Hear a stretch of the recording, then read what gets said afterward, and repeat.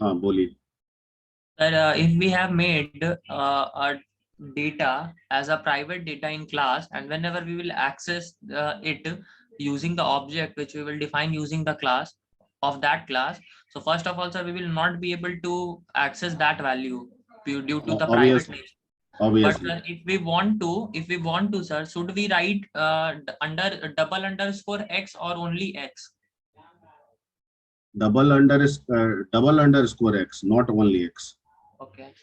If x is private, if x is private, yes, then you have to always write double underscore at the time of accessing. Even with methods also. Yeah. Okay, sir. Okay. Yes, sir. Okay.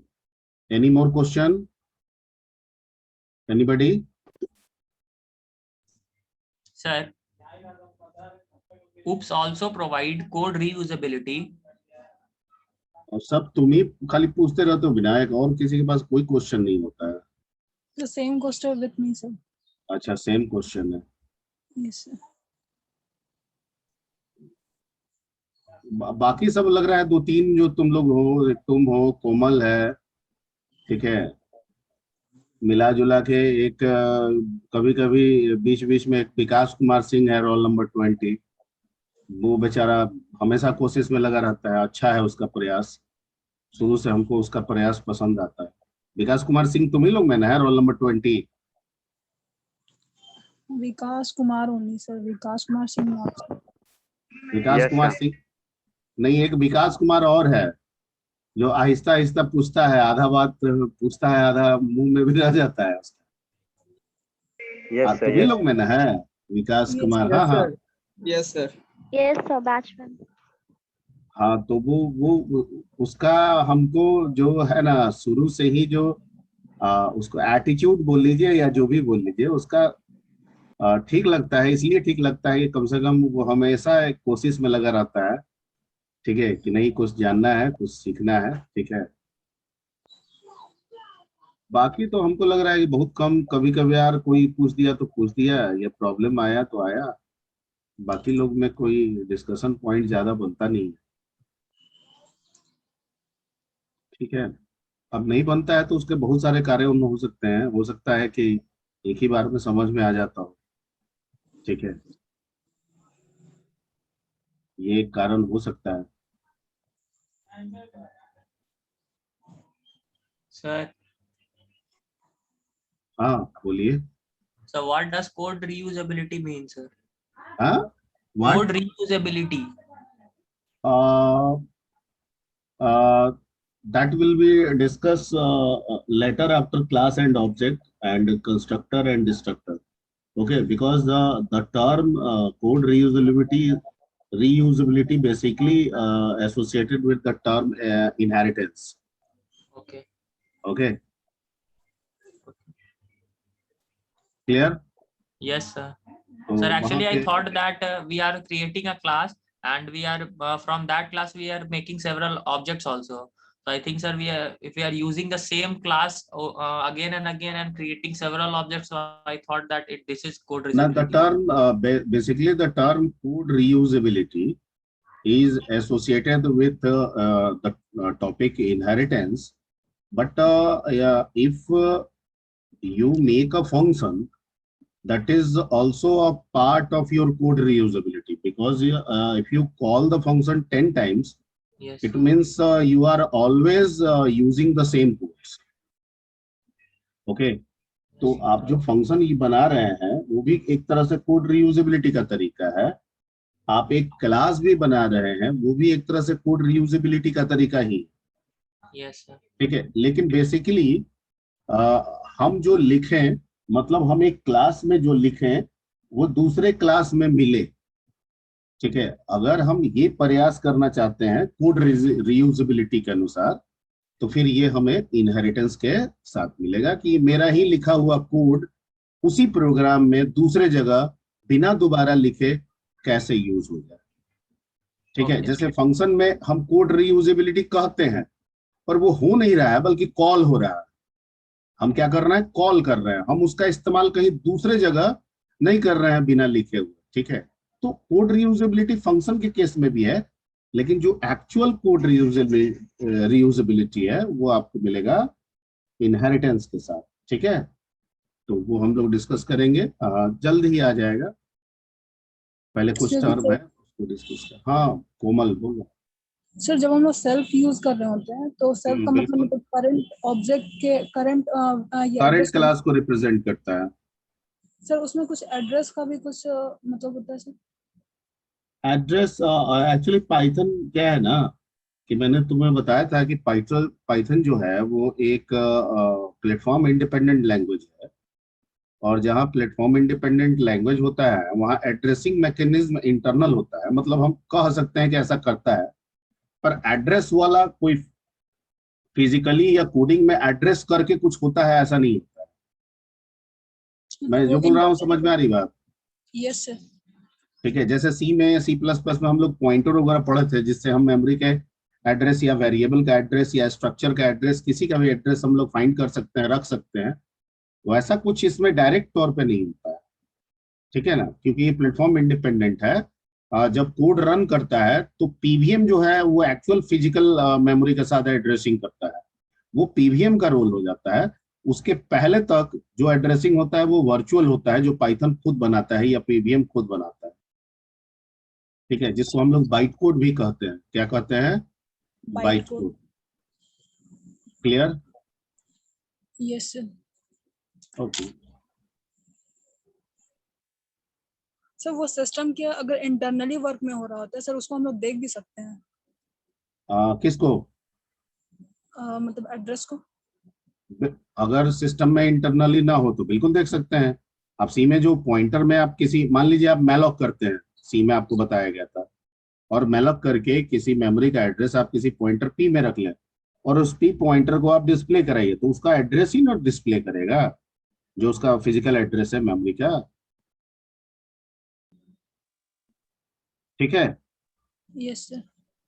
Okay.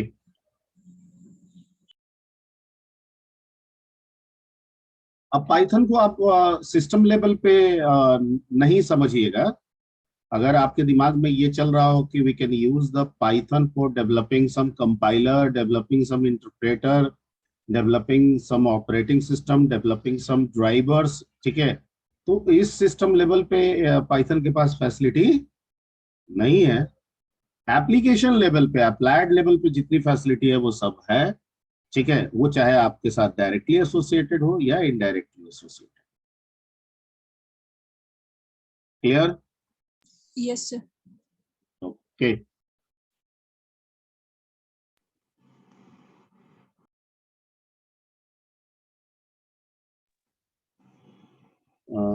तो हम लोग actually, sir hello. हाँ बोलिए। और simple interest और compound interest का sir function बना के इसको सेम मॉड्यूल में डिफाइन कर सकते हैं, क्यों नहीं कर सकते हैं? तो दोनों का पैरामीटर तो सेम रहेगा ना। बिल्कुल सेम रहेगा। ठीक है, चलिए एक काम करते हैं। अब चूंकि ये क्वेश्चन एक पूछ दिया है, और इस क्वेश्चन से मेरे को याद आ गया, एंड दैट इज कॉल्ड, मैं सोच रहा था कि कंस्ट्रक्टर और डिस्ट्रक्टर पहले कर दूं, लेकिन इसके क्वेश्चन से मेरे को थोड़ा सा ओवरलोडिंग का कंसेप्ट दिमाग में आ गया, तो पहले मैं उसको देख लेता हूँ, फिर आगे हम लोग बढ़ते हैं। ठीक है ना? Function overloading sir. सर एक और क्वेश्चन था सर। बोलिए, बोलते जाइए आप। सर प्री डिफाइंड मॉड्यूल में तो उसमें क्या क्या आ जाएगा सर, उसमें क्या क्या चीज बना सकते हैं हम लोग? क्या प्री डिफाइंड? और प्री डिफाइंड मॉड्यूल में सर कुछ भी बना सकते हैं। आपको मॉडल में जो आपको मॉडल बनाना है, फंक्शन तो आपको ना बनाना है। आप एवरेज का बनाइए, आप सिंपल इंटरेस्ट का बनाइए, आप कंपाउंड इंटरेस्ट का बनाइए, आप एरिया ऑफ ट्रायंगल का बनाइए, ठीक है, आप area of triangle by Heron's formula का बनाइए, ठीक है, आप क्वाड्रेटिक इक्वेशन का बनाइए, जिसका मर्जी उसका बनाइए। ठीक है। सर पाइथन का कुछ सर जो इन बिल्ट मॉड्यूल है ना सर, उसमें क्या क्या बन सकता है? पाइथन का क्या? सर कुछ इनबिल्ट भी मॉड्यूल होगा ना, हाँ, उसमें क्या क्या प्रोग्राम बन सकते हैं? तो उसमें तो ऑलरेडी हम लोग इनबिल्ट मॉड्यूल तो यूज कर ही रहे हैं। जैसे मॉड्यूल में मीन आप यूज किए, मैक्स आप यूज किए, ठीक है, मैथ मॉड्यूल को आप यूज किए, तो उससे तो हम लोग काम किए ही। Yes sir, yes. ठीक है, तो जो मॉड्यूल है उससे हम काम किए हैं, और आगे भी कोई भी नया काम हम सोचेंगे उसमें उसकी जरूरत पड़ सकती है। पर फिर Yes, भी sir. ये आपके पास एक मॉड्यूल बनाने का कंसेप्ट इसने दे दिया यूजर को, कि अगर लगता है यूजर को कि यूजर अपने तरह से अपना मॉड्यूल बनाना चाहता है, हो सकता है कि पाइथन में उससे रिलेटेड कोई मॉड्यूल या फंक्शंस नहीं मिल रहे हैं, तो यूजर अपना मॉड्यूल खुद से क्रिएट कर ले, खुद से उसमें फंक्शन रख ले, और उसको जहां पे यूज करना चाहे यूज कर सकते हैं। Yes. अब जैसे आप कॉलेज का काम कर रहे हैं, तो कॉलेज से रिलेटेड कोई मॉड्यूल तो पाइथन बना के नहीं रखा होगा, वो तो आपके कॉलेज को तो नहीं जान रहा है। Yes, sir. ठीक है, ओके, मान लीजिए कोई हॉस्पिटल में काम कर रहा है, तो हॉस्पिटल से रिलेटेड तो मॉड्यूल बना के वो नहीं रखा होगा। ठीक है, Yes, sir. तो वैसे मॉड्यूल जो नहीं है, पाइथन हमें नहीं दे रहा है, ठीक है, Yes. वैसा मॉड्यूल्स आप बना के अपने सिस्टम में रख सकते हैं, ताकि उसका बार बार आप रीयूज प्रोग्राम में कर सकते कर सकें। हैं। ठीक है, Yes, sir. Yes. ओके।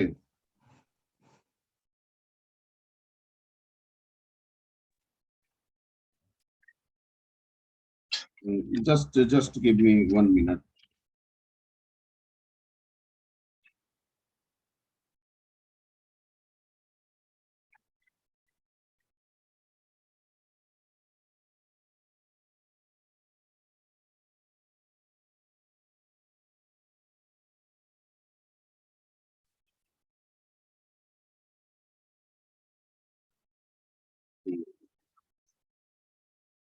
चलिए हम लोग पहले उसी को करते हैं। फंक्शन ओवरलोडिंग जो टॉपिक है, दो है, एक है ओवरलोडिंग, एक है ओवरराइडिंग। तो ओवरराइडिंग तो तब सिखा पाएंगे जब इनहेरिटेंस सिखा देंगे आपको। तो पहले ओवर लोडिंग हम लोग समझ सकते हैं और उसको बताया जा सकता है, कोई दिक्कत नहीं है। एक ब्रीफ यहाँ पे इंफॉर्मेशन लिख लेते हैं।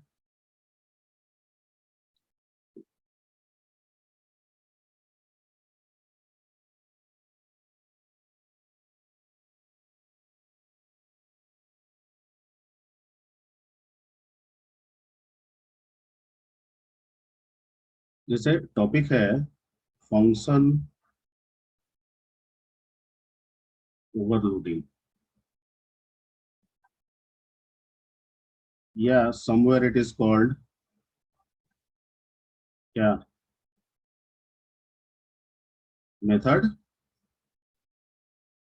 ओवरलोडिंग। ये एक्चुअली UPS का फीचर है। किसका फीचर है? ये ओप्स। UPS का फीचर है। और जो UPS का फीचर मिलता है वो हमें मिलता है पॉलीमॉर्फिज्म करके। क्या मिलता है? पॉलीमॉर्फिज्म। पॉलीमॉर्फिज्म। ये UPS का फीचर है। ठीक है, और पॉलीमॉर्फिज्म का मतलब आप ये मैथ में आप पढ़े होंगे। पॉलीमॉर्फिक बहुत सारा शेप आकृति बनाने के लिए आपको दिया जाए, पॉलीगन क्या क्या पता नहीं, पढ़े थे ना? Yes sir. कुछ याद आ रहा है? Yes sir, polynomial is also हाँ, derived पॉलीमॉर्फिज्म। तो यहाँ पे जो टॉपिक है पॉलीमॉर्फिज्म, वो ये होता है कि एक ही चीज को मल्टीपल फॉर्म हम कैसे कर सकते। ठीक है, एक ही चीज का मल्टीपल फॉर्म हम कैसे कर ले। चीज एक ही है, लेकिन उसका आकृति हर बार क्या करे, अलग अलग जरूरत के हिसाब से बदल दे। एक ही चीज को अलग अलग हिसाब से यूज करे। That is the meaning of क्या, वन थिंग मेनी क्या फॉर्म्स। ठीक है, ओके। अब इसमें दो तरह का हमको पॉलीमॉर्फिज्म मिलता है। ठीक है, एक होता है स्टैटिक और एक होता है डायनेमिक।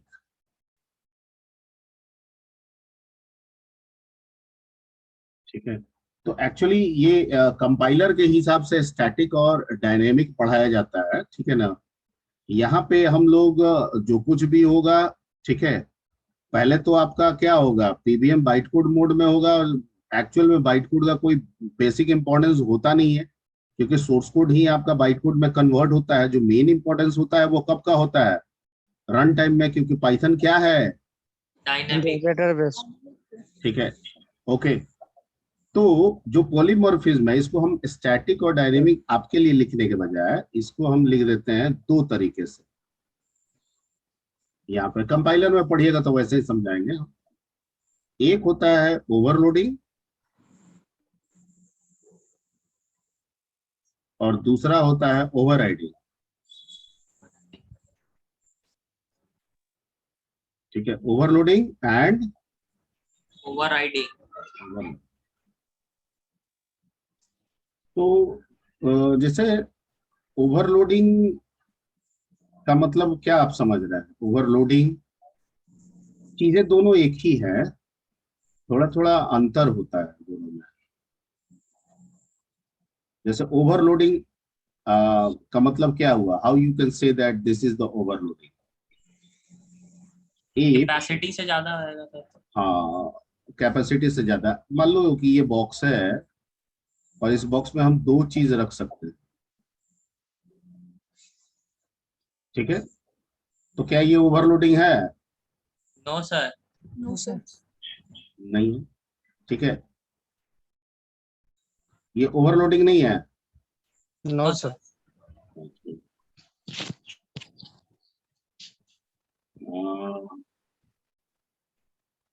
अच्छा, मान लो एक बॉक्स है और उसमें एक एक चीज रख लेते हैं, ये ओवरलोडिंग है? No sir. No sir. तो मतलब तुम्हारा जो संबंध है वो ओवर का मतलब हुआ जरूरत से जब ज्यादा आ जाए, मतलब यहाँ पे जो yes sir. Yes yes sir. Extra आ जाए तो तुम समझ रहे हो ओवरलोडिंग, ठीक है। और हम जो सब तुमको समझाने के चल रहे हैं, तुम भी अपनी जगह बिल्कुल सही हो, ठीक है, लेकिन हम जो तुमको समझाने की कोशिश कर रहे हैं वो ये है कि चीजें जो होती है प्रोग्रामिंग में, हर चीज अपने आप में एक इंडिविजुअल होती है। क्या होती है? इंडिविजुअल। इंडिविजुअली, ठीक है। अगर हम एक वेरिएबल की बात करें तो वो इंडिविजुअल है, और अगर किसी एक चीज में दो वेरिएबल की बात करें तो वो वेरिएबल तो इंडिविजुअल है, लेकिन अगर दो वेरिएबल है तो एक वेरिएबल नीचे एक वेरिएबल ऊपर है, तो इस केस को भी तो हम लोग क्या समझेंगे? ओवरलोडिंग। ओवरलोडिंग ही सब, ठीक है। मान लेते हैं कि दो अलग अलग फंक्शन है, ठीक है, तो क्या ये ओवरलोडिंग है? नहीं है, नो सर। नो नहीं सर। है। लेकिन अगर हम दो अलग अलग फंक्शन को एक ही जगह समझ रहे हैं,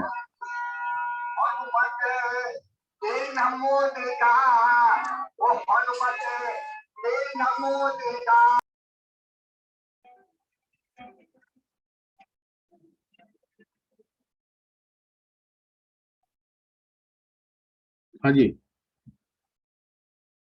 क्लियर, तो ये ओवर लोडिंग है, ठीक है, क्लियर, ओके। अब स्पेसिंग की बात करें तो क्या एक चीज रखने वाले जगह में दो चीज एडजस्ट हो सकता है कभी, अगर हम ओवरलोडिंग सोच के चले तो? अरे भैया, ये अलग अलग दो चीज है, इसको एक में दोनों को डाल देना है जिससे हम ओवरलोडिंग कर रहे हैं, तो क्या ये इतना ही बड़े जगह में दो चीज अट जाएगा? No sir. नहीं हटेगा, ठीक है, नहीं हटेगा। तो इसका मतलब क्या हुआ, ये जो प्लेस है ये अपना साइज बढ़ा रहा है, ठीक है, इसके ऊपर इसका साइज है, इसके नीचे इसका साइज है ना, यस सर। ठीक है। चूंकि ये बाद में आया है, ये पहले आया है तो ये पहले है, और ये बाद में आया है तो ये बाद में है। अगर हम इस बाद वाले को हटा दे किसी तरह से तो नीचे वाला मिल जाएगा ना, यस सर। Yes sir. ठीक है। That is the basic concept of overloading, ठीक है।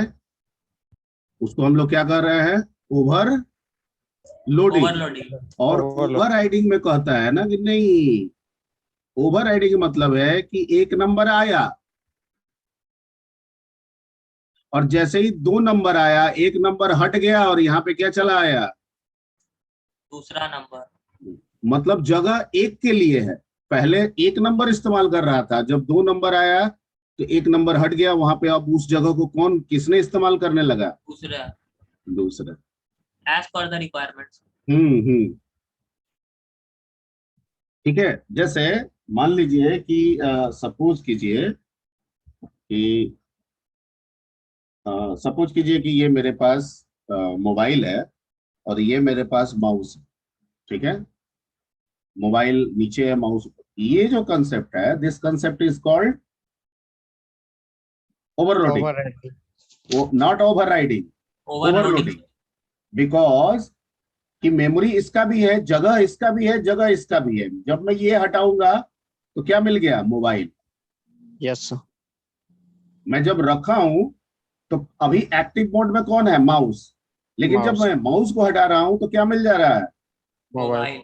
मोबाइल। ठीक है, point clear. Yes.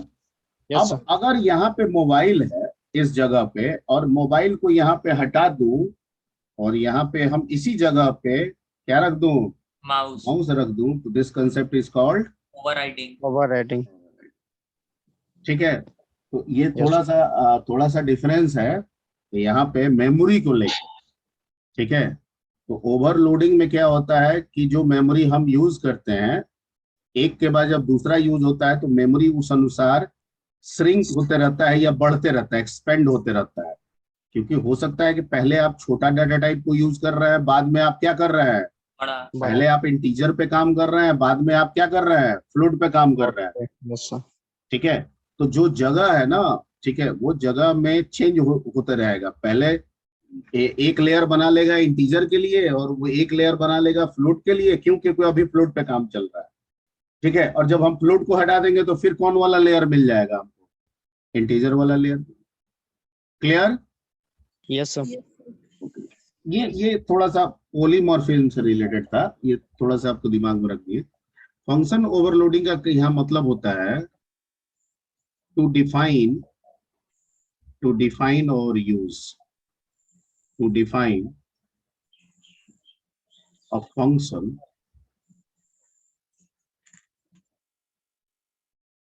that can be used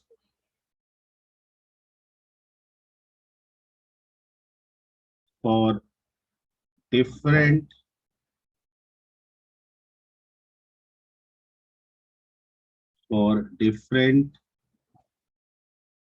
types of values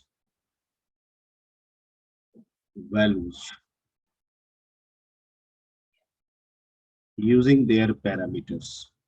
ये हम पाइथन के व्यू पॉइंट से बता रहे हैं, यूजिंग देयर पैरामीटर्स। किसको कहते हैं, जो उसके पैरेंथेसिस पे लिखते हैं। Yes, sir. मतलब कि अगर हम कोई फंक्शन बना रहे हैं, लेट क्लास के अंदर एक फंक्शन बना रहे हैं fn, ठीक है, और इसमें मान लीजिए सेल्फ तो होगा ही, हम अगर a देते हैं, b देते हैं, क्योंकि यहाँ तो इम्प्लिसिट होता है, Yes, sir. तो हम इसी fn का इस्तेमाल एक जगह हम किसके लिए कर रहे हैं, और Different इसी set of fn का इस्तेमाल हम एक जगह किसके लिए कर दे रहे हैं,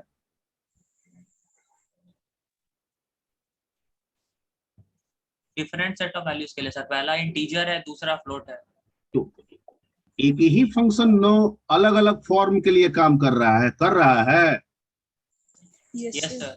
यहाँ काम कर गया इंट के लिए, यहाँ काम कर गया इंट के लिए, ये तीनों इंट पे काम कर गया, फिर यहाँ पे तीनों किस पे काम कर गया, Plot. फ्लोट पे। फंक्शन क्या दोनों के लिए अलग अलग है? No sir. No, sir. अगर ये फैसिलिटी नहीं होता तो हमको क्या करना पड़ता, 2 अलग अलग फंक्शन बनाना होता। Yes, sir. लेकिन इस फैसिलिटी के आ जाने से एक ही फंक्शन अलग अलग फॉर्म पे अप्लाइड हो जा रहा है। Yes, sir. मैं जो बता रहा हूँ समझ में आ रही बात, नहीं आ रही है? No, sir. क्या नो, नहीं समझ में आया। नहीं है? कौन है? अच्छा, विकास कुमार सिंह। Yes, sir. क्या समझ में नहीं आया? ये क्या है, ये वाला जो है? फंक्शन जो है FN फंक्शन है, ठीक। और पॉलीमॉर्फिज्म क्या कह रहा है? One one fun. मतलब एक चीज का रूप अनेक। Yes sir. नहीं, यस सर। अब जैसे अ, मान लीजिए कि कोई फिल्म देख रहे हैं, किसी फिल्म में प्रेमनाथ जो है, प्रेमनाथ एक्टर, उम्दा एक्टर थे, ठीक है। तो किसी में वो रावण बने हुए हैं और किसी फिल्म में वो यमराज बने हुए हैं। तो इसको कह सकते हैं ना कि वन थिंग मैनी फॉर्म। अरे बोलोगे जी? Yes sir. नहीं बोलोगे? ठीक है। मान लो कि एक ड्यूज बॉल है, उससे वनडे भी खेला जा रहा है और टेस्ट भी खेला जा रहा है, तो वन थिंग मैनी फॉर्म हो गया। Yes sir. ठीक है। अच्छा, और कैसे समझाएं? तो यहाँ पे कंपेयर जो कर रहे हैं, यानी ओवरलोडिंग ओवर, यानी इसकी चीज से रिलेटेड बता रहे हैं, यानी डाटा टाइप या ये वेरिएबल वो से सब मैं रिलेटेड। बता रहा हूँ, पहले तो जो जो पॉइंट है वो दिमाग में भरना चाहिए। ये भर गया तुम्हारे दिमाग में? यस यानी सर। एक ही चीजों का अलग अलग रूप में इस्तेमाल करना। अब यहाँ जो रूप है, फॉर्म्स, वो किसके किसके रिगार्डिंग है? टाइप के रिगार्डिंग, डाटा टाइप के रिगार्डिंग। Yes sir. ठीक है। और ये टर्म किससे जुड़ा हुआ है? फंक्शन से जुड़ा हुआ है। किससे जुड़ा हुआ है? फंक्शन से। फंक्शन से। तो फंक्शन में जो हम टाइप की बात करेंगे वो तो पैरामीटर से होगा। Yes sir. वैल्यू तो पैरामीटर से होता है। तो इसका मतलब है कि फंक्शन का जो पैरामीटर है, कभी हम उसे इंटीजर के लिए यूज करेंगे तो कभी हम उसे किसके लिए यूज फ्लोट करेंगे। फ्लोट के लिए। ठीक है। जब हम इंटीजर के लिए यूज किए तो ये तीनों इंटीजर में बन गया, और जब हम फ्लोट के लिए यूज किए तो ये तीनों क्या बन गया? फ्लोट बन गया। क्लियर? Yes sir. ओके। अब एक काम करते हैं, इस चीज का हम लोग एग्जाम्पल देख लेंगे पहले। बिना एग्जाम्पल्स के नहीं समझ में आएगा। तो आप क्लास ऐसे भी बना सकते हैं, क्लास से भी बना सकते हैं। तो क्लास ही से बना देते हैं। ठीक है। क्लास का नाम क्या रख देते हैं? टेस्ट। और इसमें हम एक फंक्शन बना देते हैं डेफ। किस नाम से? सम नाम से बना लेते हैं, कोई दिक्कत है? No sir. और यहाँ ए बी क्या रख देते हैं? सी। और यहाँ प्रिंट लिख देते हैं क्या? A ठीक है। plus B. ए प्लस। ठीक है, दैट्स इट। और यहाँ एक एम बना देते हैं। एम इज इक्वल टू क्या? टेस्ट। टेस्ट। और एम डॉट किसको कॉल करते हैं? सम को Sum. कॉल करते हैं। क्या भेज देते हैं? 10 20। और फिर एम डॉट सम कर देते हैं। क्या भेज देते हैं? 10 point something।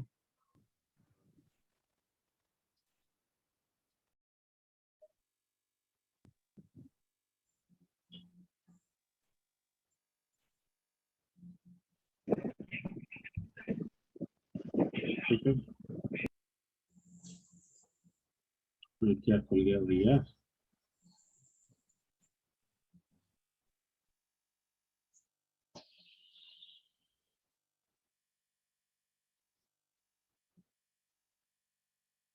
आ गया।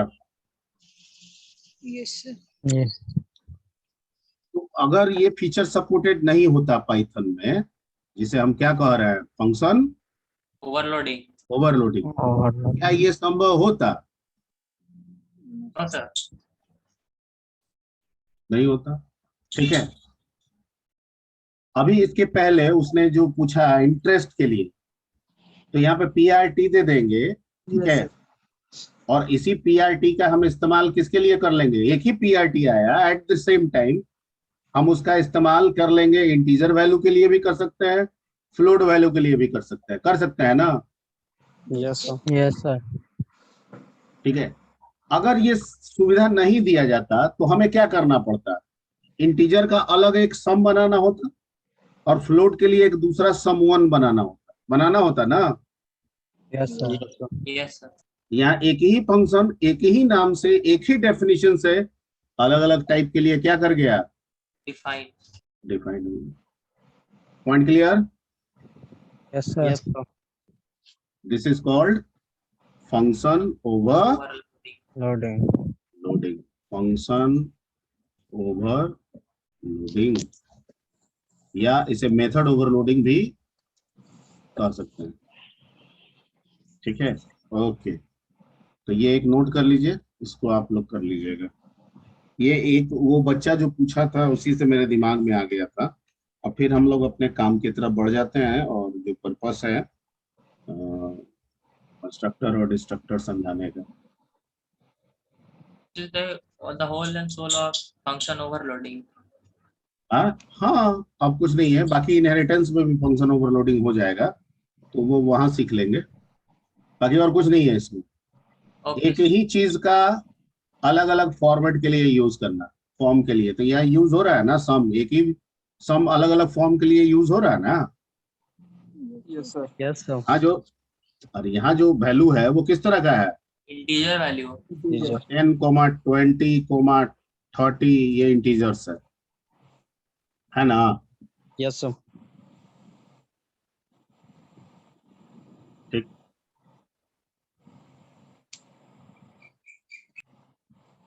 और ये सब क्या है, फ्लोट। Float. ठीक है। तो अलग अलग टाइम पे आप देख रहे हैं कि एक ही फंक्शन अलग अलग वैल्यू के लिए, टाइप के लिए इस्तेमाल हो जा रहा है। ठीक है, एक ही फंक्शन इंटीजर के लिए भी काम कर रहा है, एक ही फंक्शन फ्लोट के लिए भी काम कर रहा है। इसी कंसेप्ट को तो हम लोग क्या कहते हैं, फंक्शन Overloading. ओवरलोडिंग। बाकी इसका रिपीटेटिव इनहेरिटेंस पढ़िएगा, वहां भी रिपीट हो जाएगा, तो वो अलग चीज है, वहां पे हम लोग देख लेंगे इसको। ठीक है, आते हैं, लेट्स कम टू दी, ये नोट कर लिया है, ये सब अपना रन करा के देख लीजिएगा। Yes sir. अब थोड़ा सा हम लोग एक काम करते हैं, एक प्रोग्राम बनाते हैं और उससे आपसे पूछने की कोशिश करते हैं।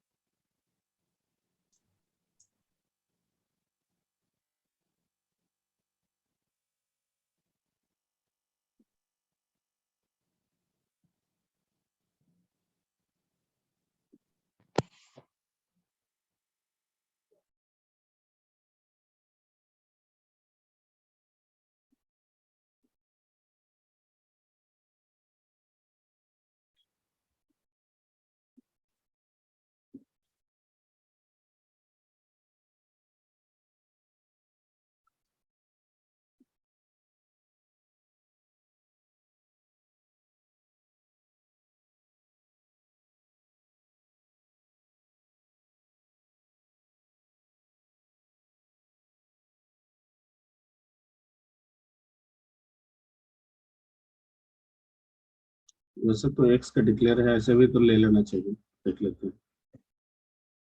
इनपुट करा लिए, डेप्थ,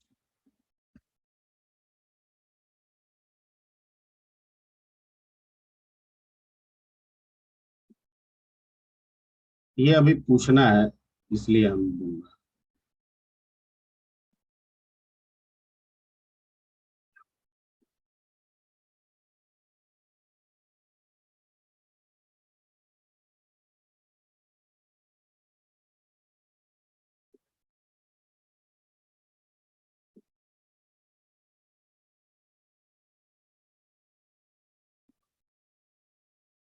अच्छा, क्या लगाना पड़ेगा, ये तो वो local Self dot.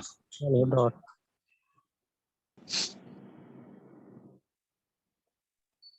Self dot x. ठीक है, चलिए, ठीक है, अभी सही है। Yes. तो यस सर। मैं ये पूछा है कि किस नाम का हमने ऑब्जेक्ट बनाया, M. तो एम ऑब्जेक्ट के लिए एक्स होगा। What, sir? अरे एम ऑब्जेक्ट का एक्स होगा, क्लास का डाटा एक्स है, यस सर। Yes, और sir. क्लासी का तो ऑब्जेक्ट एम है। Yes, sir. Yes sir. तो m के लिए x होगा ना। Yes, Yes, sir. ठीक, अगर हम m के अलावा एक n बना दें, ठीक, और n डॉट इनपुट करें और n डॉट शो करें, तो ये वही x होगा जो m के लिए है, वही n के लिए भी होगा।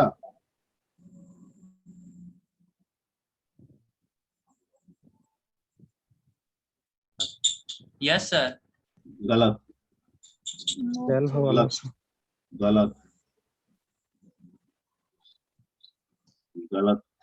यही सब तो समझना है। ये आपको और C plus plus third year में जाइएगा तो सी प्लस प्लस में और डिटेल्स आपको मिलेगा, समझ थोड़ा समझा देते हैं। आप जब कोई क्लास बनाते हैं, ये आपका क्लास है, तो इस क्लास में आप एक्स रखे हैं, ठीक है, एक्स क्या है, डेटा है, ठीक Yes, है। sir. तो क्या इस क्लास का कोई इंपॉर्टेंस है? नहीं। इंपॉर्टेंस किसका है? इस क्लास से बनाए गए ऑब्जेक्ट का, ठीक है। तो आपने इसका एक ऑब्जेक्ट बनाया, किस नाम से?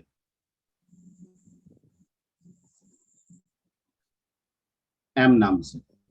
ये कहा कि मैं अपना एक अलग मेमोरी बनाता हूं और उस अलग मेमोरी में मैं अपने अंदर किसको यूज कर रहा हूं? एक्स को, क्योंकि मेरे को तो यही क्लास का ना फॉर्मेट इसमें मिलेगा, यस सर। ठीक है। फिर मैं बना रहा हूं एन, तो एन कह रहा है कि मेरा मेमोरी में जगह क्या होगा? अलग होगा, और उसमें एक्स मेरा क्या होगा? अलग होगा। तो अगर अब मैं एम के थ्रू एक्स में इनपुट करता हूँ 12 और एम के थ्रू आउटपुट करता हूं तो मुझे 12 भी मिलेगा। और अगर n के थ्रू मैं x में इनपुट करता हूं 15 और n के थ्रू मैं x को आउटपुट दूंगा तो मुझे क्या मिलेगा? 15 मिलेगा। मतलब m ऑब्जेक्ट का n ऑब्जेक्ट से कोई मतलब नहीं है, इसके वैल्यू से किसी का कोई लेना देना नहीं है। इसका वैल्यू इसका जगह अलग, इसका वैल्यू इसका जगह अलग, different. Clear? Yes sir. Yes sir. कोई डाउट? No, sir. ठीक है। तो यहाँ पे जो m दोनों बना इसी से, लेकिन m का प्लेस अलग, मेमोरी प्लेस अलग, और n का मेमोरी प्लेस अलग। अलग। ये ध्यान रखना है, एक ही नहीं है। m का मेमोरी प्लेस अलग, n का मेमोरी प्लेस अलग।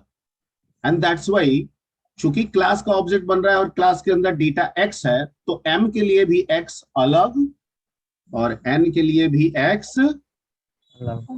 अलग। अरे जब m ही अलग है, n अलग है, तो उसका x और x अलग नहीं होगा। Yes, sir.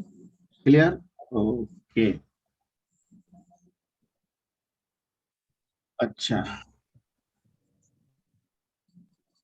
अब इसको मिटा दें। Yes, sir. ठीक, ये क्लियर हो गया। ये अगर आपको नोट करना है तो कर लीजिए।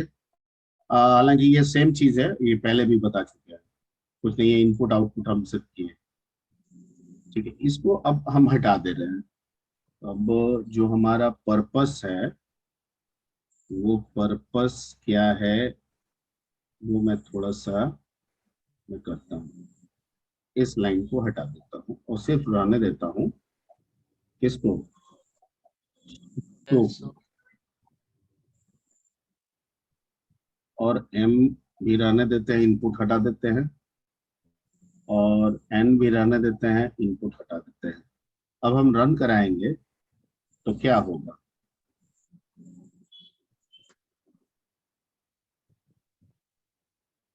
क्या होगा? Sir, X is not error, defined there, sir. Yes, sir. There are. क्या एरर आ रहा है? X का कोई attribute नहीं है, sir. एट्रीब्यूट का मतलब क्या होता है? Features or functionalities which we are including in the class. यहाँ क्या आपको दिक्कत समझ में आ रहा है? हम सेल्फ डॉट एक्स किए तो हम तो कह रहे हैं क्लास को कि भैया एक्स तुम्हारा है, लेकिन इसको But sir, यहाँ प्रॉब्लम पे क्या हो रहा है? X जैसा कोई एट्रीब्यूट है ही नहीं, फीचर्स है ही नहीं सर, उसको डिफाइन ही नहीं किया गया X के अंदर। उस क्लास में उसको X को डिफाइन ही नहीं किया, वापस उसका वैल्यू प्रिंट करा रहा है, तो इसी वजह से। अच्छा, ठीक है। और अगर मैं लिख दूं self dot x is equal to 0, अब कैसे हो गया? जब है ही नहीं तो फिर कैसे हो गया? क्या मतलब अभी निकल के आया? मतलब ये निकल के आया कि जब ये लाइन नहीं था, वो लाइन में कोई दिक्कत नहीं है, इस लाइन में कोई दिक्कत नहीं है, ये लाइन सही है अपने आप में, क्योंकि वही लाइन तो एग्जीक्यूट कर गया, इस बार कर गया ना। यस यस दिक्कत क्या है, वो इसलिए वैलिडेट नहीं कर पा रहा है क्योंकि एक्स का क्लास के लिए कोई इनिशियलाइजेशन नहीं हुआ है। नहीं, आप सीधे शो कराने चले गए और कुछ ना इनपुट किए, ना आप उसको इनिशियलाइजेशन किए, कुछ भी नहीं किए, ना आप क्लास में किए, ना आप उसको शो मेथड के अंदर कर रहे हैं, तो हम क्या वैल्यू उसका डिस्प्ले करेंगे? मैं जो बोल रहा हूँ समझ में आई बात? Yes sir. यस ठीक है। अब जैसे ही हम self dot x is equal to 0 किए, इनिशियलाइजेशन हो गया, काम कर गया। हम यहाँ पे भी अगर x लिख दे, हम यहाँ पे भी अगर x बराबर क्या लिख देते हैं 0, तब भी ये क्या हो जाता है? Run. Clear? Yes okay okay. अब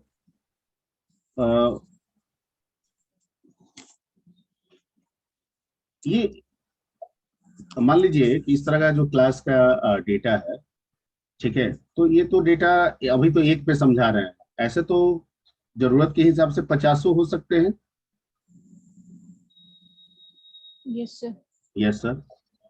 और हम जितने ऑब्जेक्ट बना रहे हैं उन सब के लिए हमको इनिशियलाइज करना पड़ेगा, यस करना पड़ेगा, नहीं करना पड़ेगा?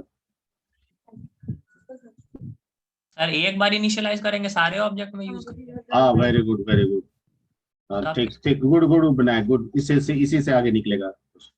मतलब एक बार इनिशियलाइज करेंगे सारे ऑब्जेक्ट के लिए सेम हो जाएगा, लेकिन हम काम वही करना चाहते हैं, इनिशियलाइज ही करना चाहते हैं, लेकिन सारे ऑब्जेक्ट के लिए अलग अलग करना चाहते हैं। कोई अपना 0 से स्टार्टअप दे दे, तो कोई 5 से स्टार्टअप दे दे, ऐसी जरूरत हो सकती है ना। एम कहेगा कि नहीं मेरी स्टार्टअप 0 से होनी चाहिए एक्स के लिए, एन कहेगा नहीं मेरी एक्स के लिए स्टार्टअप कितनी होनी चाहिए, 5 से होना चाहिए। यस ठीक है भाई, उसका एक्स अलग है, इसका एक्स अलग। अलग है। इसके पहले वाले प्रोग्राम में हम समझा दिए आपको। Yes sir. तो अब क्या करेंगे, अगर हम एक स्टार्टअप देंगे तो दोनों के लिए होगा। सर इसमें क्या करेंगे ना, एक और मेथड यूज कर लेंगे इनपुट, और क्यों जैसा कि सर पहले वाले में किए थे वही काम इसमें कर लेंगे। इनपुट हम क्यों कराएंगे, इनपुट कराएंगे, ठीक है, तो हमको कॉल करना पड़ेगा, कॉल करना होगा ना। हम स्टार्टअप की यहाँ बात कर रहे हैं, मतलब हम ऑब्जेक्ट डिक्लेयर किए, ठीक है, और उसी समय उसका स्टार्टअप डिफाइन हो जाए। यानी यहाँ ये ऑब्जेक्ट आप कहाँ बना रहे हैं, किस लाइन में बना रहे हैं, इस लाइन में बना रहे हैं। Yes sir. यहीं पे स्टार्टअप फिक्स हो जाए। जैसे ही ये दूसरा ऑब्जेक्ट आप बना रहे हैं इस लाइन में, यहीं पे स्टार्टअप उसका फिक्स हो जाए। तो अगर अभी आप जो बता रहे हैं इसमें गलती नहीं है, लेकिन इसमें सारे ऑब्जेक्ट के लिए स्टार्टअप क्या होगा, सेम 0। होगा। ठीक। सर तो एक और तरीका है सर। पहले बोल लीजिए, और जितने भी तरीके हैं। हाँ बोलिए। ट्राई मतलब सर उसका जो टेस्ट का जो है ना सर, वहाँ पैरामीटर में उस जो भी भेजना चाहते हैं, स्टार्ट करना चाहता है, उसको वहाँ पे रख देंगे। इसमें भेज देंगे, क्लास में पैरामीटर कहाँ होता है? नहीं सर, जो n इक्वल टू टेस्ट कर रहे हैं ना सर, जहाँ n इक्वल टू शो कर रहे हैं ना, show sir n dot show. हाँ हाँ, बट नहीं होगा सर, रहने दीजिए, आप ही बता दीजिए। ठीक है। ये नया कॉन्सेप्ट है, तो पूरा मेरी थोड़ा मेरे दिमाग के अनुसार अपना दिमाग लगाइए, ठीक है ना। और जब लगने लगे तो फिर आप कीजिएगा। ओके, क्योंकि आपके लिए अब इसके पहले तक उप्स में आप लोग कुछ भी नहीं पढ़े हैं, नहीं ना पढ़े हैं। No sir. तो इसलिए थोड़ा सा मेरे दिमाग के साथ दिमाग लगाइए, बिल्कुल। हम आपके दिमागों को, जो दिमाग से आपका सही आएगा, हम वो पॉइंट्स बोलेंगे कि आप सही बोल रहे हैं, और जहाँ पे जो क्लू भी होगा वो सब भी हम आपको बताते चलेंगे। ठीक है। तो जैसे विनायक ने कहा कि अगर हम इनिशियलाइजेशन एक्स का 0 कर देंगे तो गलत तो नहीं है, लेकिन जितने ऑब्जेक्ट इससे बनाएंगे सबके लिए इनिशियल वैल्यू क्या हो जाएगा, सेम 0। हमको इस बात से कोई तकलीफ नहीं है, ये एकदम सही तरीका है, और अगर ऐसा करना है तो हम ऐसा ही करेंगे। लेकिन दिक्कत कहाँ है, हम दिमाग कहाँ लगा रहे हैं कि अगर हमको सिमिलर भी करना हो और डिसिमिलर भी सोचना हो, तो मतलब सबके लिए x 0 भी हो जाए और सबके लिए x अलग अलग भी हो जाए। मतलब m और n के लिए x 0 भी हो जाए और m और n के लिए x क्या हो, इनिशियलाइजेशन अलग अलग हो जाए। तो सेम में तो ये कॉन्सेप्ट काम कर रहा है, डिफरेंट वाला में कोई दिमाग ही नहीं चल रहा है। Yes sir. कहोगे कि इनपुट बनाएंगे, इनपुट करा लेंगे, तो हम इनपुट कॉल करेंगे तब ना इनिशियलाइजेशन होगा, नहीं कॉल करेंगे तो ऑब्जेक्ट के साथ कोई इनिशियलाइजेशन होगा ही नहीं। नहीं, आप दो मेथड बना रहे हैं, ठीक है, कोई गलती से शो कर दिया, इनपुट किया ही नहीं। तो अभी इसके पहले हम बिना वेरिएबल के जब हम शो करा रहे थे तो क्या दे रहा था, एरर मैसेज दे रहा था। हम चाहते हैं ऐसा ना हो, ठीक है, ऑब्जेक्ट बने, इनिशियलाइजेशन हो जाए, ताकि हम अगर शो करें इनपुट हो चाहे नहीं हो, हम अगर डायरेक्ट भी शो करें तो जो उसका इनिशियलाइजेशन वैल्यू है वो मिल जाए। अगर सिमिलर है तो सबके साथ सेम मिले, अगर डी सिमिलर है तो सबके साथ डी सिमिलर तरीके से मिले। इसी काम को करने के लिए तो सर तब तो ऐसा एक मेथड होना चाहिए ना, जैसे ऑब्जेक्ट बने, इस क्लास में एक ऐसा मेथड हो जैसे ऑब्जेक्ट बने वो कॉल हो जाए अपने आप। अभी आप शो को क्या कर रहे हैं, कॉल कर रहे हैं, ये कॉल कर रहे हैं ना आप, यस सर। इसको आप क्या कहते हैं, कॉलिंग। किसको, शो मेथड। ठीक है। अब आपको यहाँ पे कोई ऐसा उपाय लगाना है कि जैसे एम ऑब्जेक्ट बना, कोई मेथड कॉल हो जाए और उसमें उस वैल्यू को क्या कर दे, वो इनिशियलाइज कर दे। क्या कर दे, इनिशियलाइज कर दे। और इसी काम को करने के लिए जो हमारे पास जो कंसेप्ट है उसका, उस कंसेप्ट का नाम है कंस्ट्रक्टर, ठीक है। और कंस्ट्रक्टर का यही काम है कि जो भी क्लास के अंदर डेटा है उसके वैल्यू को इनिशियलाइज करना है, अगर सबके लिए कॉमन रखना है तो भी, और सबके लिए अगर अलग अलग रखना है तो भी। और कंस्ट्रक्टर एक ऐसा मेथड होता है, ठीक है, जब आप ऑब्जेक्ट बनाते हैं तो ऑटोमेटिकली वो कॉल हो जाता है। हालांकि कुछ लैंग्वेज और पाइथन में अंतर है, बाकी C++ जावा में पढ़िएगा तो कंस्ट्रक्टर और क्लास का नाम दोनों सेम होता है, पाइथन में ऐसा नहीं होता है, कंसेप्ट सेम है, ठीक है, कि कंस्ट्रक्टर वैल्यू इनिशियलाइजेशन के लिए यूज होता है, ठीक है, कंस्ट्रक्टर ऑटोमेटिक कॉल हो जाता है, हमें कॉल करने की जरूरत नहीं पड़ती है, ऑब्जेक्ट बनाए वो ऑटोमेटिक कॉल हो जाएगा और जो भी वैल्यू इनिशियलाइज करना है वो कर देगा, ठीक है। अब जैसे यहाँ पे हम x को हटा देते हैं और यहाँ पे हम एक कंसेप्ट लगाते हैं। अभी ये जो प्रोग्राम हम आपको सिखा रहे हैं किसके लिए सिखा रहे हैं, कंस्ट्रक्टर।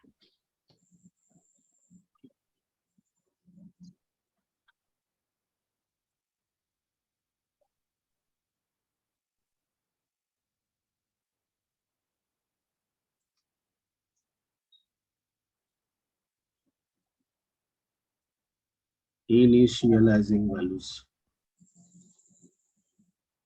ठीक है। और यहाँ पे एक कंस्ट्रक्टर बनाते हैं, हमेशा ध्यान में रखिएगा कंस्ट्रक्टर यहाँ एक ही नाम से है और उस नाम है इनिट। क्या नाम है, इनिट, ठीक है। और इसमें मैं x बराबर क्या कर दूं, 0 कर दूं, ठीक है, क्लियर, यस सर। ओके। अब m is equal to text किए तो इसका x ऑटोमेटिकली इनिशियलाइज हो गया किससे, 0 सर। 0 से, ठीक है। एक चीज ध्यान में रखना है कि कंस्ट्रक्टर और नॉर्मल मेथड में यह अंतर है कि नॉर्मल मेथड वैल्यू रिटर्न कर सकता है, इसके पहले कराए थे, यस सर। ठीक है, लेकिन कंस्ट्रक्टर वैल्यू रिटर्न नहीं कर सकता। इसके पहले जो कोई फंक्शन बनाए थे जिसमें हमने वैल्यू रिटर्न कराया था, रिटर्न नाम का स्टेटमेंट यूज किया है, अरे बोलोगे, रिटर्न स्टेटमेंट किसी फंक्शन में हमने यूज किया, यस सर, पहले की है सर, ये है ना। Yes sir. फंक्शन क्या करता है कि रिजल्ट रिटर्न करता है ना, वो उसका रूल है, कराएं या ना कराएं, ठीक है। शुरुआती दौर में ये बताए थे जब आपको क्लास ऑब्जेक्ट बता रहे थे, बताए थे ना, यस सर। कराएं, यूज करें या ना करें वो मेरी मर्जी, ठीक है, लेकिन वो रिटर्न करता है, वो उसका नेचर। इस कंस्ट्रक्टर जो कि एक मेथड है, एक फंक्शन है, ये कहता है कि मैं फंक्शन जैसा ही हूं लेकिन मैं किसी भी सूरत में रिटर्न नहीं करूँगा। नहीं कर सकता हूँ, ये मेरा रूल है। क्यों क्यों रिटर्न करूंगा सर? क्योंकि मैं एक ही बार ना कॉल लूंगा। एक ऑब्जेक्ट बनेगा तो मैं क्या हो जाऊंगा, एक बार कॉल लूंगा। और ये जो शो मेथड है, आप इस m डॉट शो से 50 बार इसको कॉल कीजिए, होगा ना। लेकिन ये ऑब्जेक्ट कितनी बार, ये कंस्ट्रक्टर कितनी बार कॉल होगा? सिर्फ एक बार। कब? फर्स्ट जब इसको यूज करेंगे सर, उसको यूज जब करेंगे बनवाएंगे। तब। ठीक है, यानी यहाँ पे constructor will be invoke one time with one object, हमने यहाँ पे कितने बार बनाया? 2 ऑब्जेक्ट, एक n और एक m m। तो एक बार कंस्ट्रक्टर कॉल हुआ किसके लिए? m के लिए। m के लिए। और उसने m का x, m जिसका मेमोरी अलग, जिसका x अलग, उसके लिए वैल्यू क्या कर दिया? 0। दूसरा n के लिए m किए, फिर ये कॉल हुआ n जिसका मेमोरी अलग, जिसका x अलग, उसके लिए x का इनिशियलाइजेशन क्या कर दिया? 0। जब हम m डॉट शो करेंगे तब भी 0, जब हम n डॉट शो करेंगे तब भी 0। ये दोनों में सेम रखना है, तब ये। क्या दिक्कत आ गया? अच्छा, सेल्फ डॉट एक्स करना पड़ेगा। सेल्फ छोड़ गया।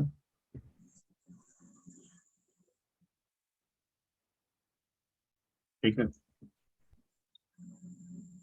हो गया। Yes sir. ठीक, पहला point clear? Any doubt? No sir. अब यहाँ पे m n p q जितना ऑब्जेक्ट बनाइए, सबका इनिशियलाइजेशन ऑटोमेटिक क्या हो गया? 0 सर। 0। ये सेम वाला हो गया। ठीक है, ओके। तो पहले तो आप इसको नोट कर लीजिए।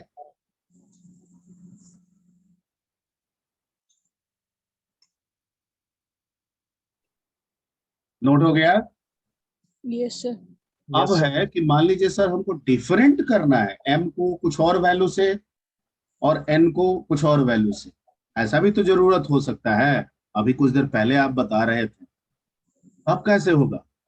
तो कहता है कि जो कंस्ट्रक्टर है ना, वो पैरामीटराइज भी होता है। क्या होता है? पैरामीटराइज तो नहीं होता है, लेकिन पैरामीटराइज हो सकता है सर। तो हम यहाँ पे क्या करते हैं, पैरामीटर रख देते हैं z, और यहाँ 0 के बजाय हम क्या कर देते हैं, z रख देते हैं। क्या रख देते हैं? z। और जब हम ऑब्जेक्ट बनाएंगे ना, तो उसी ब्रैकेट में जिससे इनिशियलाइज करना है वो डाल देंगे। जैसे हम इसको कह रहे हैं कि तुम 5 से इनिशियलाइज हो, और इसको कह रहे हैं कि तुम 10 से इनिशियलाइज हो। तो इसका जब शो कराएंगे तो क्या देगा? 5। और इसका जब शो कराएंगे तो क्या देगा? 10।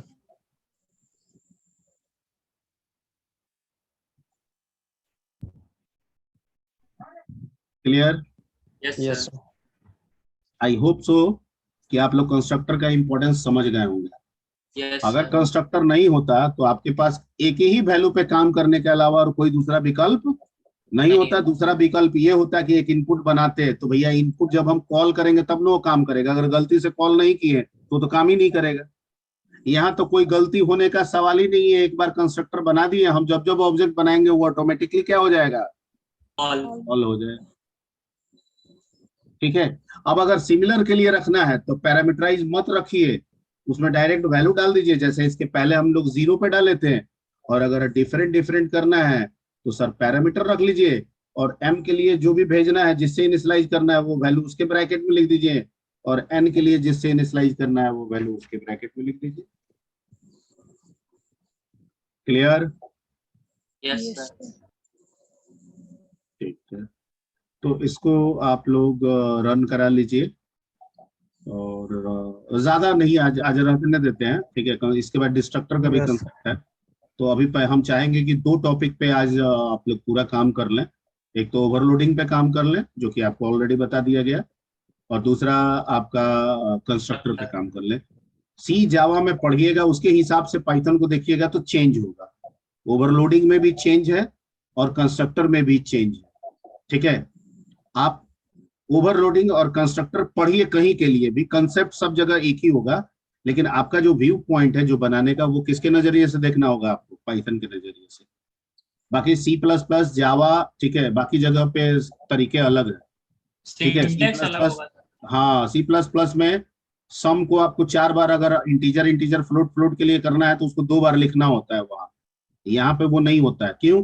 क्योंकि वहां पे एक्सप्लिसिट डिक्लेरेशन होता है, इसलिए लिखना पड़ता है। और यहाँ पे क्या होता है, इम्प्लिसिट होता है, इसलिए एक ही को बिना लिखे हम लोग यूज कर लेते हैं। तो सिंटैटिकली थोड़ा सा डिफरेंस है। ठीक है, तो मैं चाहूंगा कि सिर्फ आप कंसेप्ट रखें दिमाग में और बाकी चीज आप पाइथन पे ही फोकस करें। जावा सी प्लस प्लस में जब आप वहां पढ़ेंगे तब दिमाग लगा लीजिएगा, अभी को रिलेट करने की जरूरत नहीं है। ठीक है, yes Excuse me, sir. sir. Yes Yes, sir. अगर बहुत ज्यादा को रिलेट कीजिएगा तो फिर पाइथन से थोड़ा सा लीक आपका हटने लगेगा, है ना? सर सर ये भी कैसे हो गया यहाँ पे? तो मैं अभी बता दिया आपको, वो दिमाग में रख लीजिए कि थोड़ा थोड़ा सिंटैटिकली चेंज है। सी प्लस प्लस जावा में जो आप सीखेंगे और जो पाइथन में आप सीख रहे हैं उसमें चेंजिंग है। ठीक है, वहां पे सीखिएगा तो जो क्लास का नाम होता है वही कंस्ट्रक्टर का नाम होता है। ठीक है, और वहां जो कंस्ट्रक्टर होता है वो पब्लिक होता है, और यहाँ कंस्ट्रक्टर कोई क्या बना दिए हुए है, प्राइवेट। प्राइवेट। बाद में भी डबल अंडरस्कोर यूज किया गया सर, उसका कुछ सिग्निफिकेंस नहीं, हाँ बाद में जो है ना INIT यहाँ के भी पब्लिक ही है। अगर ये रहता ना, यहाँ भी पब्लिक ही है, ये समझा रही, ये रहता तब ये प्राइवेट होता। दोनों तरफ डबल अंडरस्कोर का मतलब होता है कि ये ऐसे प्री डिफाइंड फंक्शंस हैं, मेथड्स हैं जिनका अलग मीनिंग है। यानी जितने भी मेथड जो प्री डिफाइंड है उन सब में शुरू में भी डबल अंडरस्कोर होगा और बाद में भी डबल अंडरस्कोर होगा। इसका मतलब वो प्राइवेट नहीं है, इसका मतलब ये है कि वो प्री डिफाइंड है। क्या मतलब है? Pre defined. ये प्री डिफाइंड, यही कंफ्यूजन है, मत यहाँ पे कंफ्यूज होइएगा। ये प्री डिफाइंड, ठीक है, प्री डिक्लेयर्ड है, नॉट डिफाइंड। डिफाइन तो आप ना कर रहे हैं, pre declared function, public function. क्या है? पब्लिक। अब जितना भी प्री डिक्लेयर्ड होगा, जो आगे और भी मिलेगा आपको, जैसे आगे डेल भी बताएंगे आगे, ठीक है ना, वो सब में शुरू में 2 अंडरस्कोर होगा और लास्ट में 2 अंडरस्कोर होगा। ध्यान से समझिए कि प्राइवेट में सिर्फ शुरू में 2 अंडरस्कोर होता है, बाद में कुछ नहीं होता है। बाद में कुछ नहीं होता है। हाँ, ये कंफ्यूजन नहीं होना, झट से बोल दीजिएगा ये प्राइवेट है। ठीक है, this is not a private, this is a public. Clear? Yes, sir. Okay. Sir, लेकिन एक और question था, ये सिंबल ये बता रहा है कि ऐसा सिंबल करके हमको कोई भी फंक्शन अगर मिलता है तो वो प्री डिक्लेयर्ड है। मतलब वो हम उसको अपने नाम से नहीं डिक्लेयर कर रहे हैं, वो पहले से है, हम सिर्फ उसके बॉडी पार्ट को डिफाइन कर रहे हैं बस। ठीक है, तो इसको थोड़ा सा आप लोग देख लीजिएगा, और अगले क्लास में आइएगा तो डिस्ट्रक्टर का कंसेप्ट होगा, वो बताया जाएगा। उसी के साथ गार्बेज कलेक्टर का भी कंसेप्ट हो जाता है, वो देख लेंगे। और ये हो जाने के बाद फिर हम लोग इनहेरिटेंस की तरफ बढ़ जाएंगे। इनहेरिटेंस कैसे करेंगे तो थोड़ा उसका एक ओवरव्यू दे देंगे, इनहेरिटेंस फिर बता देंगे। उसी में कंसेप्ट ओवरलोडिंग भी आ जाएगा और उसी में कंसेप्ट ओवर राइडिंग भी आ जाएगा, दोनों समझा देंगे वहां पे। ठीक है, ओवरराइडिंग मेन है वहां पे। Excuse me, ठीक है, sir. ओवरराइडिंग जब होगा इनहेरिटेंस के साथ। ठीक, ओके।